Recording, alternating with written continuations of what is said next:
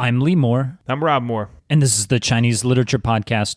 Rob, we don't normally do this is whatever month or anything like that celebrating. We don't really pay much attention to the outside world, is what you're saying. We're very much grounded in Chinese literature, and we're living 1,000 years ago during the Song Dynasty, and our bodies are here, but we are not here. That explains so much about this podcast.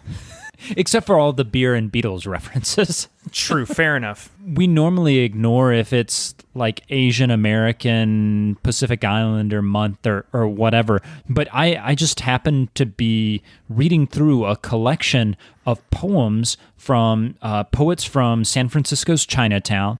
Why not have a couple of poems by Chinese American poets written in Chinese about 100 years ago and we'll kind of shove it in to our May podcast. We had already been doing that weird poetry series. We did one episode that we had published, and so we're going to interrupt that episode, that series, and we'll get back to it, we promise. But Rob, is it okay if we just mess things up? Well, considering that's kind of our MO, I think it's more like we're just going to stick to what we do best. So let's continue to mess things up. This entire podcast is just messed up. It kind of is. And people are listening to it, so I don't know. Does that make them messed up? The poems that we're doing this week and next week, we'll do one this week, one next week, are taken from a 1911 and a 1915 collection of poetry collected in San Francisco, published by two printing presses and booksellers in Chinatown in San Francisco.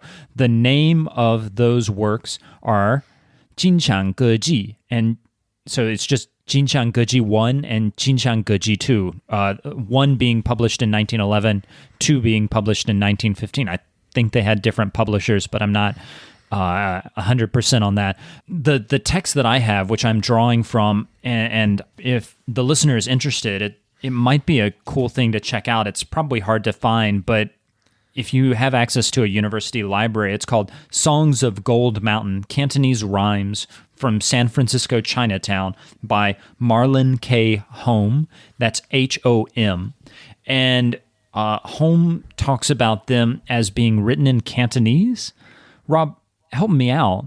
I'm not sure what that actually means, right? Yeah, no. When you look at them on the page, it just looks like standard Mandarin. I think probably what it means is something to do with the rhyme scheme, the way they may have been sung, because the Geji would be a song collection, not necessarily poetry. Sure, something like that. So that could be what it refers to. But yeah, my first response wasn't, "Oh wow, this is weird. This must be Cantonese." It's interesting because I've looked through the poetry a good bit more than you because I'm using it for a project, and sometimes I will find Hanzi, the Chinese characters that I have no idea what they're talking about. And when I search around on the internet, oftentimes they indicate words that are only used in Cantonese, or they're a character that's specifically used in Cantonese. So when you dig into these poems a little bit more, it is apparent that this is not standard Mandarin. Yeah, and it's interesting, and to draw this kind of into practical experience.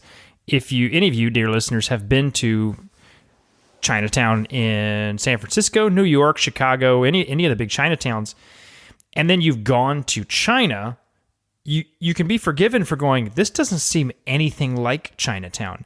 And that happened to me the first time I went to Chinatown in San Francisco. After having been to China, I was like, this is weird.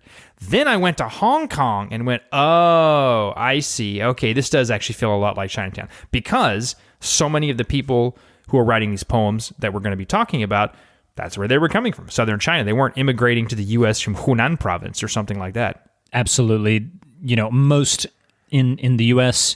and in most of the West, so Australia, North and South America, most of the immigrants are Cantonese speaking.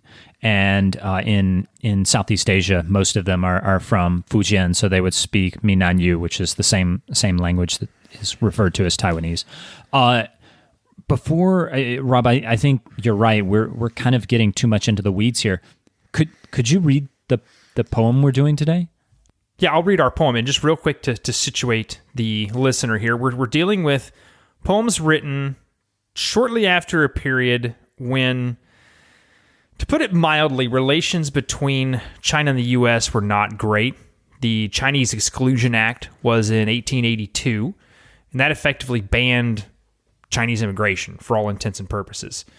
And without getting into all of the details of what was in it, 10 years later, the Geary Act strengthened the restrictions. And at least stop me if I'm wrong, I believe it was the Geary Act that said, basically, if you're Chinese and you want to sign a legal contract, you have to have a white witness to stand with you. Is that the one I'm thinking of? I'm not 100% sure, but California, where most of the Chinese immigrants actually went, California further restricted that kind of stuff. So there was a variety of laws. 1882 is probably the Watershed Law with the Chinese Exclusion Act. The Geary Act, 10 years later, is also very important. But it's important not to think of this as like one or two laws. There were a bunch of different laws all throughout that were, white supremacists, excluding Chinese from a lot of civil rights. And for a lot of the same reasons, the Chinese are coming and stealing our jobs, and they're overwhelming our social network and all of that stuff. Anyway, that's a lot of history, and a lot of it we're going to get into anyway with the poems. So let's go ahead and jump in. I'm going to read the first poem. Now, Lee, none of these have names attached. Am I missing something, or is that the way that really is? No, I think that's correct. None of these have names. It's not unusual for a poem in the Chinese tradition to be untitled. Also, keep in mind, we have no clue, as far as I know, who the authors of these poems are. They're just collected in these two collections. So this one doesn't have a title either, but I think you'll see why in a second we chose to discuss this one. So I'll read the translation. America, I have come and landed, and am stranded here for more than a year, suffering thousands upon thousands of mistreatments. Is it in retribution for a past life that I deserve such defilement? It is outrageous, being humiliated repeatedly by them. I pray my country will become strong and even the score. Send out troops, like Japan's war against Russia. Now, of course, the historical reference there at the end, for anyone not familiar with early 20th century Chinese history, is the Russo-Japanese War, which was notably messed up for being a war fought in China, but not with the Chinese. It's like people coming to your house to have a fist fight. It was really messed Which, up. Rob, you and I occasionally do. Agreed, at Brandon's house, but he's not here right now, so we can't really do that. Now, this poem, it's not particularly subtle, so we don't need to break down a lot of the logic or anything like that. But it is interesting, and you'll see, if you read the whole collection, you would see how it kind of runs the gamut. There's lots of poems about wanting to get rich, getting rich, all of that. But then there's a whole section of poems about people being deeply disillusioned, hurt, insulted, humiliated, because, as often happened, they were subjected to some pretty nasty stuff when they got to America. It sounds like this poet is referring to his time in Angel Island, which is kind of the West Coast equivalent of Ellis Island. Ellis Island is much more famous in American discourse because so many European Americans came through there in the 19th century.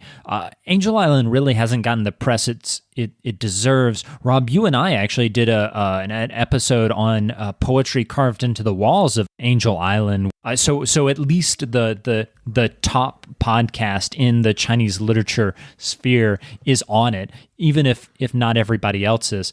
But this poet is referring to, I guess, his time imprisoned there, where they went through pretty humiliating questions and semi-legal, semi-illegal searches. Right, and it's not a unique entry. Really quickly, this is Lee. I did a bit of additional research after we recorded this podcast, and I just wanted to point out Angel Island was not actually used as an immigration station until about 1910. These poems were collected in 1911 and 1915, so it's unlikely, though not impossible, that this poet was imprisoned on Angel Island. Rather, he was probably imprisoned in what was just called the Wooden Barracks. That was a immigration facility made out of wood, who would have guessed, and it was located in the area of present-day San Francisco Pier 50. Now that I'm done with that little correction, back to the podcast. There's a couple of things I think are interesting about it, though, in particular. One, there's always a downside, a dark side to immigration, and this one is an example. It's but this very violent, dark thing, right? Almost eerie or ominous, because he's praying that his country will become strong and even the score and send out troops. It's violent and dark, and I feel like this is such a perfect introduction for anyone who has a hard time understanding China's ongoing chip on the shoulder attitude to the world.